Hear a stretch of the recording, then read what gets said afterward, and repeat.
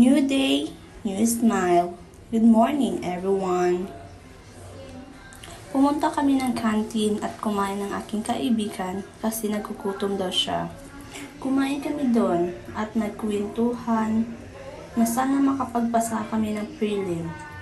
And next, nagkwento kami, pupunta kami ng Quezano Mall at may bibilhin kami. And then, lumakad-lakad lang kami ng konti papunta ng Quezano Mall. At pag naglalakad kami ay ito, tawanan, tsaka kwentuhan. Hindi na namin napansin na ang haggard na pala ng mga mukha namin. Kaya okay lang yan kasi magre-retouch din kami mamaya. At bibili lang kami ng tubig sa Rock or sa Quezano Mall. Habang naglalakad ako ay napansin kong ang laki ko na pala. Charot!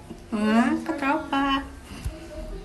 Ito, tawanan ng tawanan. Tsaka ito, lakad ng lakad. Pagod na pagod. Next, nandito na kami guys.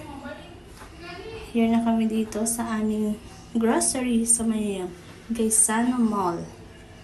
Bibili kami ng tubig at gumalagala lang ako dito kasi wala lang. Gusto ko lang, trip ko lang.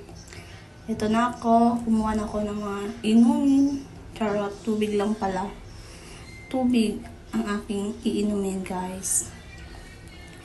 Ito yung tubig na iinumin ko habang may pasok pa kami mamaya hanggang 7:30. Tsaka ito. Tapos, bumalik na kami ng school guys kasi ando na yung teacher namin. Ito, ako lakad ng lakad.